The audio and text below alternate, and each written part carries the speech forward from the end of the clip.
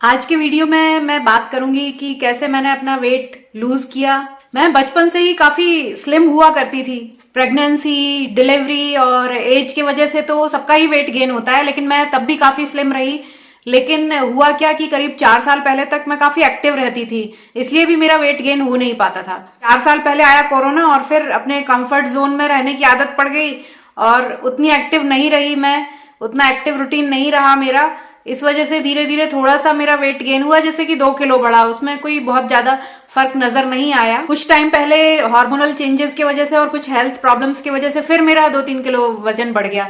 ऐसे करते करते मैं लगभग 64 kg पे पहुंच गई, जो मेरे आइडियल वेट से कुछ बहुत ज्यादा बढ़ा हुआ वजन नहीं है, लेकिन फिर भी मुझे अनकंफर्टेबल महसूस होने लगा। जितना मेरा वेट गेन नहीं हुआ था उससे ज्यादा मेरा मेजरमेंट बढ़ गया। मैं अपनी बॉडी को फूला फूला महसूस कर रही थी और जो कपड़े मैं सालों से पहनती चली आ रही थी, जैसे कुछ ब्लाउजेस होते हैं जो हैवी साड़ीज के होते हैं, उनको मैं आराम से पहन लेती थी, अब वो मुझे टाइट हो गए तो मुझे बड़ा अजीब लगने लगा। बहुत ही अनकंफर्टेबल लगने लगा मुझे अपनी बॉडी में, क्योंकि जो रेगुलरली कपड़े पहनते हैं वो तो थोड़े से लूज ही होते हैं, इसलिए उनके फिट होने का उतना पता नहीं चलता है जितना ब्लाउज के फिट होने का आपको पता चलता है। अगर आप थोड़े से भी मोटे होते हो तो आपका ब्लाउज आपको बता ही देता है, अगर आप वेट लूज भी करते हो तो भी आपका ब्लाउज आपको बता देता है। फिर मैंने डिसाइड किया कि अब मैं कोशिश करूंगी अपने वेट को कंट्रोल करने की। तो इस दौरान मैंने क्या करने का सोचा और क्या क्या अभी तक कर चुकी हूँ वो सब मैं आपके साथ इस वीडियो में शेयर करूंगी, इसलिए बने रहिएगा इस वीडियो में अंत तक, क्योंकि काफी हेल्पफुल होने वाला है। सबसे पहले तो मैंने इस बात पे फोकस किया कि चलो जितना वजन बढ़ना था उतना बढ़ गया, अब कम से कम इससे ज्यादा ना बढ़े, इस बात पर मैं फोकस रखूं अपना। खाने में सबसे पहले मैंने जो खाना कम किया वो था मीठा। अगर आप भी वेट लॉस शुरू करना चाहते हैं तो सबसे पहला स्टेप यही शुरू करिए कि मीठा जितना कम से कम हो सके उतना कम से कम खाना है, बल्कि बिल्कुल ही एलिमिनेट कर दीजिए, बिल्कुल खाना बंद कर दीजिए तो और भी अच्छा रहेगा। हमारी बॉडी का वेट बढ़ाने में और बॉडी को फूला फूला बनाने में नमक का भी बहुत बड़ा हाथ होता है, इसलिए आप कोशिश करें कि नमक का कंजम्पशन भी कम करें। इसके लिए आप ऐसे कर सकते हैं कि जैसे मैंने किया कि एक पूरे दिन नमक खाना ही नहीं है, ऐसा फास्ट रखो कि उस दिन नमक नहीं खाएं। या फिर आप ऐसा कर सकते हैं कि अल्टरनेट डेज में डिनर में नमक को स्किप कर दें और नमक कम ही डालें सब्जी में या दाल में।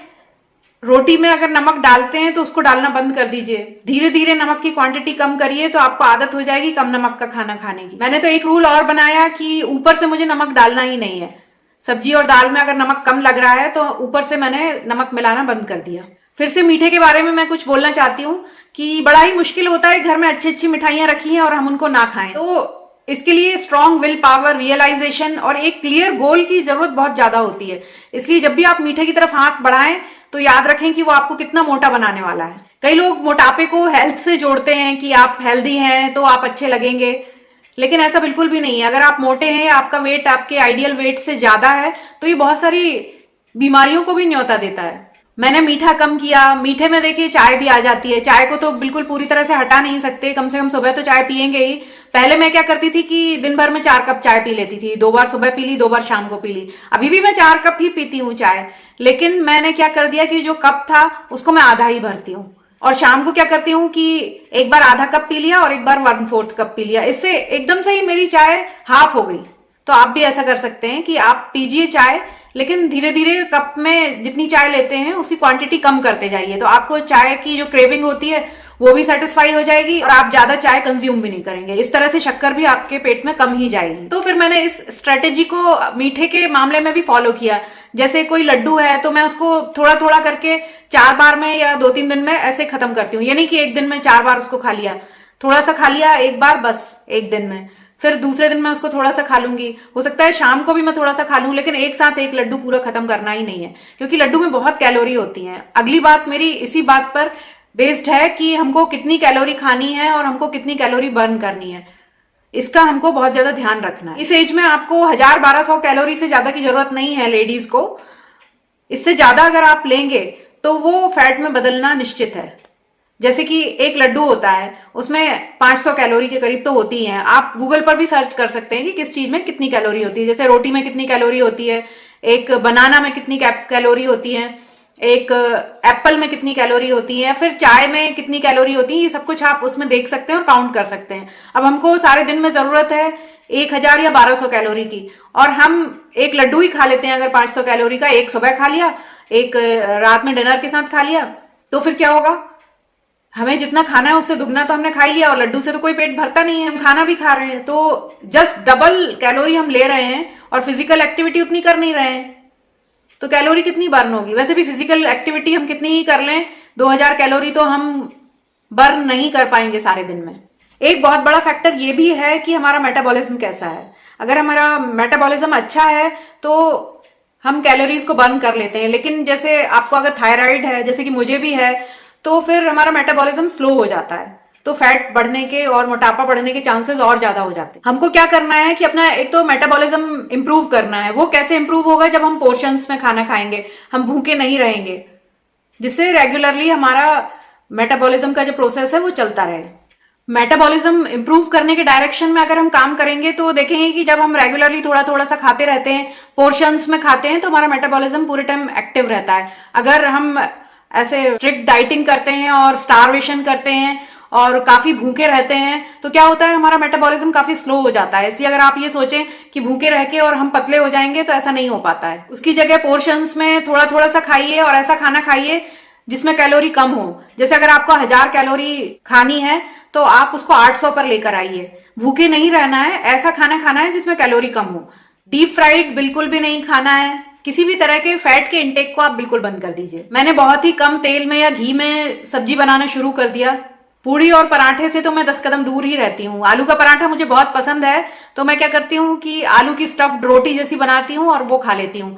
सॉस और अचार भी बिल्कुल नहीं खाना है, इसमें भी बहुत ज्यादा नमक होता है। ये छुपी हुई चीजें हैं जो हमारे वजन को बढ़ा देती हैं। इसकी जगह आप चटनी खा सकते हैं। कितनी तरह की चटनियां बनती हैं और ये आपकी इम्यूनिटी को भी बूस्ट करती हैं।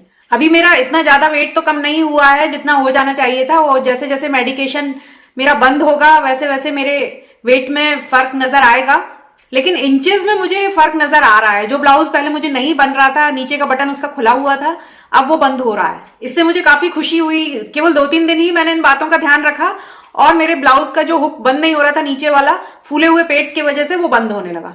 मेरी आदत थी चाय के साथ बिस्किट्स खा लेती थी, नमकीन खा लेती थी। इससे भी एक तो नमक बहुत ज्यादा क्वांटिटी में हमारी बॉडी में पहुंच जाता है, मैंने इसको भी बिल्कुल बंद कर दिया। बिस्किट्स, कुकीज, रस्क, जो भी बेकरी आइटम्स होते हैं इनमें बहुत ज्यादा कैलोरी होती है। एक बिस्किट में करीब 300, 400, 500 कैलोरी भी हो सकती हैं, तो आप सोच समझ कर बिस्किट खाएं। नमकीन को भी मैंने घर में लाना बिल्कुल बंद कर दिया। एक चीज मैंने और शुरू की कि एक सीजनल फ्रूट मैं रोज खाऊं।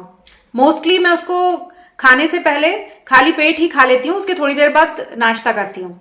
कोई एक्सोटिक महंगे फ्रूट्स खरीदने की जरूरत नहीं है। उनको खरीदने के चक्कर में ये भी हो सकता है कि हम अपना जो फ्रूट खाने का गोल है कि रोज एक फ्रूट खाना है, उसको स्किप भी कर सकते हैं। इजीली अवेलेबल सीजनल फ्रूट है, उसको जरूर खाएं। इसके लिए मैंने एक प्रॉपर डाइट चार्ट बनाया। अब मैं उसको शेयर करूंगी तो वीडियो बहुत लंबा हो जाएगा, लेकिन प्री प्लान करना बहुत जरूरी होता है। इसके बिना कुछ भी पॉसिबल नहीं है। आपको सब कुछ प्री प्लान करना पड़ेगा कि आपको ब्रेकफास्ट में क्या खाना है, लंच से पहले अगर कुछ खाना है तो वो क्या होगा, लंच में क्या खाना है, फिर 4 बजे करीब क्या खाना है, फिर डिनर में क्या खाना है। ये सब आपको प्री प्लान करना पड़ेगा। इसके बिना आपकी वेट लॉस पॉसिबल ही नहीं है। वर्कआउट भी मैं शुरू करना चाहती हूँ। अब धीरे धीरे मैं सब कुछ अपने रूटीन में लेकर आऊंगी। अभी इन्हीं सभी कामों में मैं लगी हुई हूँ कि कैसे करके मैं अपना वेट लॉस करूं। तो जैसे जैसे ये प्रोग्रेस होगी मैं आपके साथ शेयर करती जाऊंगी। लेकिन बस एक चीज मैंने जरूर करना शुरू की है, जैसे किसी का फोन आया या मैंने किसी को फोन किया तो मैं वॉक करना शुरू कर देती हूँ। और एक चीज और मैंने ऐड की कि जैसे ही मैंने डिनर किया उसके बाद मैं ये मेक श्योर करती हूँ कि मैं उसके बाद 1000 कदम जरूर चलूं। वेट लॉस के लिए एक बहुत जरूरी चीज होती है कि आप प्रोटीन का इंटेक बढ़ाएं। ये बात आपने वैसे कई सारे वीडियोस में सुन ली होगी, इसलिए इस बारे में ज्यादा बात नहीं करते हैं। अभी मैं नेक्स्ट वीडियो और बनाऊंगी इसके बारे में, अभी नहीं कुछ दिन बाद बनाऊंगी, तब इस बारे में बात करेंगे कि डाइट में मैंने क्या क्या लिया। कुछ अपनी अनहेल्दी मॉर्निंग हैबिट्स को भी मैंने चेंज किया, उससे भी काफी फर्क महसूस हुआ मुझे।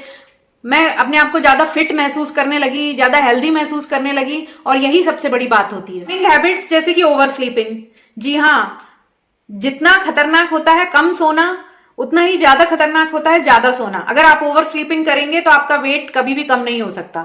एक तो आपका पूरा रूटीन डिस्टर्ब हो जाएगा, ना आप टाइम पर ब्रेकफास्ट कर पाएंगे, ना आप टाइम पर लंच कर पाएंगे, सब कुछ डिस्टर्ब हो जाएगा। और ये साइकिल जब एक बार शुरू हो जाता है ना, तो इससे बाहर निकलना बड़ा मुश्किल हो जाता है, क्योंकि फिर हमारी आदत हो जाती है कि देर रात तक जगना है और फिर सुबह देर तक सोना है। ये चीज भी काफी हद तक जिम्मेदार है आपका वजन बढ़ाने में। एक आध दिन वीक में ऐसा कर सकते हैं कि ज्यादा देर तक सो लिया, उसमें कोई प्रॉब्लम नहीं है, लेकिन रेगुलरली इसको अपनी हैबिट मत बनाइए। ज्यादा से ज्यादा 7 बजे सोकर उठ जाना चाहिए। ज्यादा से ज्यादा 7-8 घंटे की नींद आपके लिए सफिशियंट है। इससे ज्यादा सोएंगे तो आपका वजन निश्चित रूप से बढ़ेगा। सुबह आप ऐसा तो नहीं करते हैं कि उठकर और बड़ी देर तक अपने कमरे में ही रहें, बाहर ना निकलें और ना ही सनलाइट के कांटेक्ट में आए। ये भी एक बहुत बड़ा फैक्टर होता है कि हम जाग तो गए लेकिन हमारी बॉडी क्लॉक को वो सिग्नल नहीं मिला है कि सुबह हो गई है। ये तभी मिलेगा जब हम सनरेज के कांटेक्ट में आएंगे। इसलिए जैसे ही आप उठें वैसे ही खिड़कियों के पर्दे खोल दीजिए।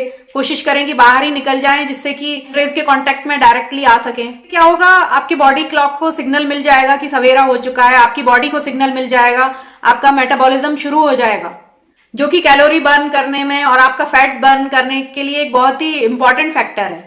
एक आदत मैंने और डाली, वो थी रेगुलरली वेट चेक करने की। वैसे ये आदत मुझे पहले से थी। रेगुलरली वेट चेक करने से क्या होता है कि हम अवेयर रहते हैं कि हमारा वेट कितना बढ़ गया है या कितना कम हो गया है। इसको चेक करना बहुत जरूरी है और ये मॉर्निंग के टाइम पर ही करना चाहिए, तब बिल्कुल एक्यूरेट वेट हमारा मेजर होता है। आप भी ऐसा कर सकते हैं कि वीक में कम से कम एक बार मॉर्निंग में अपना वेट चेक जरूर करिए।